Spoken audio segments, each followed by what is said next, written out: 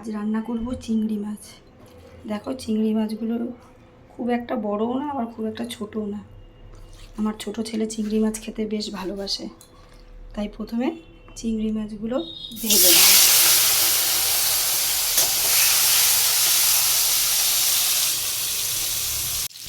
চিংড়ি মাছগুলো আমি সব ভেজে নিয়েছি সুন্দর করে, লাল লাল করে। এবার সব চিংড়ি মাছগুলো আমি তুলে নেব।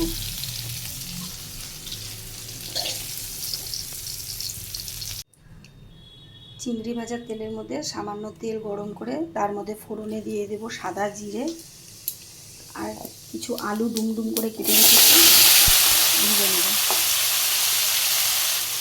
সামান্য নুন আর হলুদ দিয়ে ভেজে নিতে হবে আলুগুলোকে।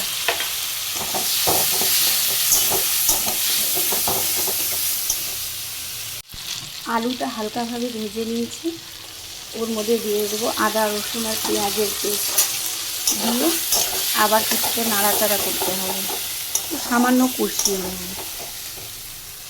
মশলাটা ভালো কষানো হয়ে গেছে, দিয়ে দেবো কয়েকটা চেরা কাঁচা লঙ্কা।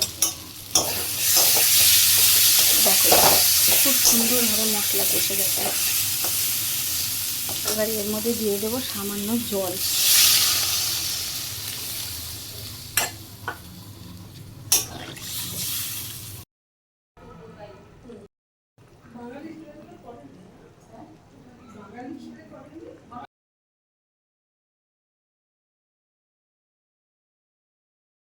ঝোলটা ভালো ফুটে গেছে, এবার ভেজে রাখা চিংড়ি মাছগুলো দিয়ে দেবো।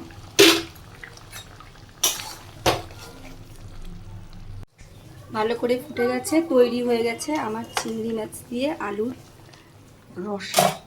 রসা ঠিক না, ঝোল ঝোল বানিয়েছি, তৈরি হয়ে গেছে চিংড়ি মাছের রসা।